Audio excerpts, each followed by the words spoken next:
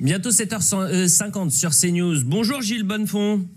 Bonjour. Vous êtes porte-parole de l'Union des syndicats des pharmaciens depuis l'entrée en vigueur du pass sanitaire, c'est-à-dire lundi dernier. Les tests explosent. Aujourd'hui, on teste plus qu'on ne vaccine. Comment ça se passe chez vous dans les pharmacies ? D'abord, c'est la cohue, puisqu'on cumule à la fois l'activité de test antigénique, l'activité de vaccination, et puis l'activité normale, parfois un petit peu plus importante quand on est en zone touristique, avec un personnel qui est moins important puisqu'une partie est partie en vacances. Et donc voilà, une grosse activité, on peut faire des heures supplémentaires, on embauche des jeunes étudiants en pharmacie ou en médecine pour nous aider. Mais voilà, c'est le rush et on fait au mieux pour permettre aux patients d'avoir à la fois la vaccination, et pour ceux qui sont en cours de vaccination, d'avoir leur passe sanitaire pour la fin de semaine, pour avoir des activités sportives, culturelles, comme ils le souhaitent. Est-ce qu'il y a des villes en France, on en a nous trouvé quelques-unes, mais est-ce qu'il y en a beaucoup où l'on ne trouve plus de tests tout simplement ? Non, pour l'instant, il n'y a pas de véritable pénurie de tests. C'est vrai qu'il y a un gros approvisionnement, mais on avait anticipé avec les fabricants, on avait anticipé avec les grossistes répartiteurs.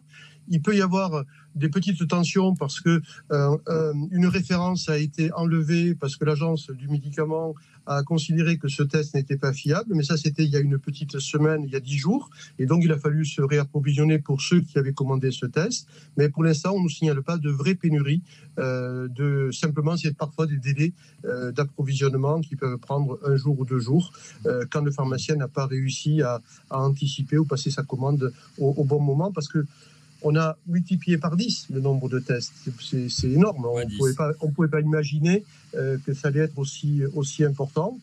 Mais bon, voilà, on fait le boulot. Gilles Bonnefond, l'argument parfois du gouvernement, c'est de dire un test PCR, un test antigénique, plus qu'un test antigénique, pardon, qu'un test PCR. Un test antigénique, c'est 15 minutes. Aujourd'hui, ça prend vraiment 15 minutes pour se faire tester ?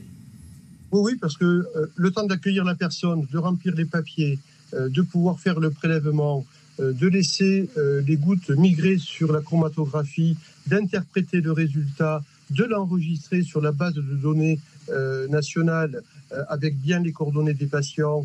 Si le patient est positif, de lui donner des masques, tous les conseils, d'ailleurs qu'ils soient positifs ou négatifs.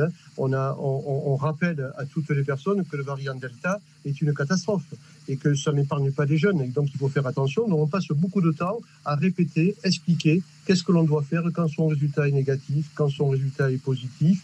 Les patients contacts à signaler pour qu'ils viennent se faire dépister immédiatement pour pas que le virus se propage. Tout ça prend énormément de temps. Ça va bien au-delà de 15 minutes. Ah, ça va au-delà de 15 minutes. C'est ça que je voulais savoir. C'est-à-dire que si demain j'ai envie de me faire tester, faire un test antigénique dans votre pharmacie, il faut que je prévoie quoi, une demi-heure, 1 heure maintenant ?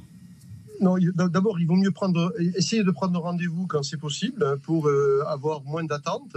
Et ensuite, c'est à peu près 20-25 minutes entre le moment où on vous accueille et le moment où on vous restitue le résultat. D'ailleurs, ça peut aller plus vite parfois parce que des personnes sont pressées, partent en ayant récupéré leur carte vitale et reçoivent le résultat sur leur téléphone portable. Voilà, exactement. Mais nous, on préfère accompagner parce que, vous savez, dire à quelqu'un, voilà, vous êtes négatif, mais les masques, les gestes barrières, n'allez pas dans des endroits où les gens ne font pas attention. Tout ça est un travail de longue haleine et c'est bien de le répéter, surtout quand on a affaire à des jeunes. Et plusieurs syndicats, Gilles Bonnefond, ont poussé à ce que le test PCR et antigénique soit valide pendant 72 heures. Les médecins, eux, considèrent que c'est une erreur. Racontez-nous pourquoi.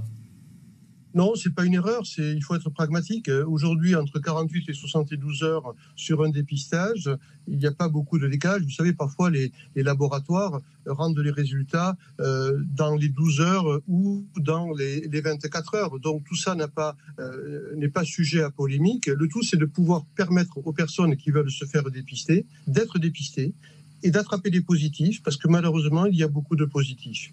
Le pass sanitaire concentre beaucoup de tests antigéniques et PCR.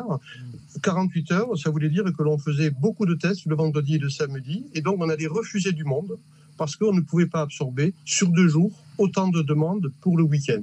Donc 3 jours, c'est mieux pour les transports, c'est mieux pour ceux qui vont aller à l'hôpital accompagner leurs parents qui sont malades.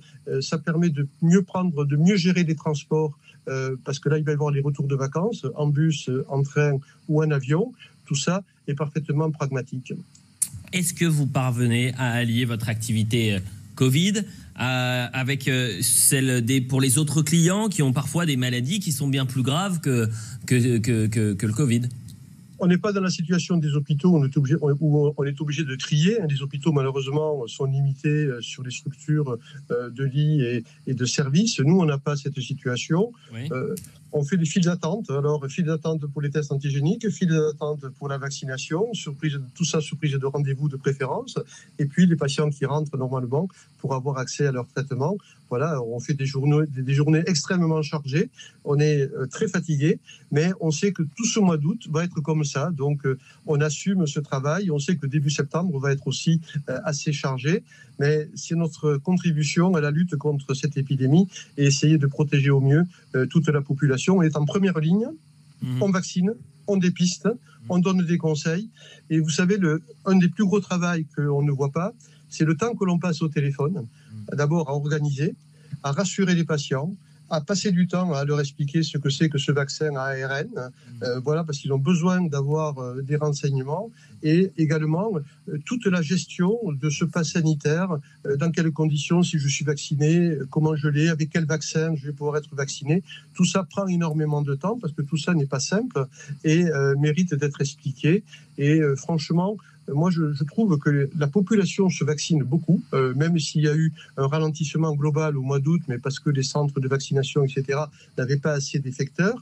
Nous, si on a des doses, on ne ralentit pas, on vaccine, et les personnes veulent se faire vacciner, et ça, c'est extrêmement positif. Merci Gilles Bonnefond, porte-parole de l'Union des syndicats des pharmaciens. En 8 minutes, ça a été plus clair qu'en plusieurs semaines pour des responsables bien plus haut placés. Merci beaucoup Gilles Bonnefond pour ce témoignage. C'était important de savoir que oui, on continue à vacciner, on arrive à effectuer les tests en pharmacie et surtout, on anticipe l'anticipation. C'est peut-être le mot le plus important.